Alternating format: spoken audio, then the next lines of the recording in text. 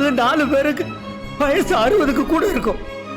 என்ன இந்த பூமியில ஒழுக்கம் மனிதாபிமானம் எல்லாமே செத்து போச்சா?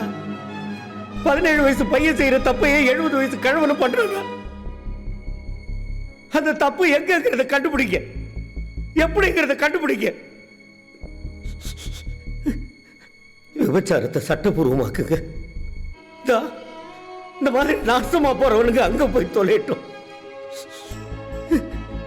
ஒழிச்சு வைக்கிறது, மறைச்சு வைக்கிறதா பிரச்சனைனா அந்த பிரச்சனைக்கு தீர்வு என்னங்கிறத படிச்சவங்க நீங்க தான் ஏன் முடிவு பண்ணணும். அதை விட்டு ஏன் இவனுங்களை கொல்லலைன்னு என்ன கேட்காதீங்க.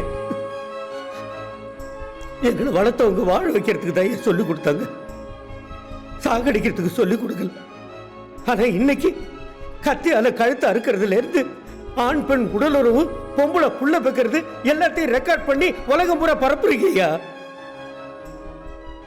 2 வயசு 3 வயசு புள்ள செல்போன்ல அதை வச்சு பார்த்துக்கிட்டே இருக்கு. பெத்தவங்க இதெல்லாம் கவனிக்கிறதுக்கு நேரம் இல்லாம அவங்க வேலைன்னு ஓடிக்கிட்டே இருக்காங்க.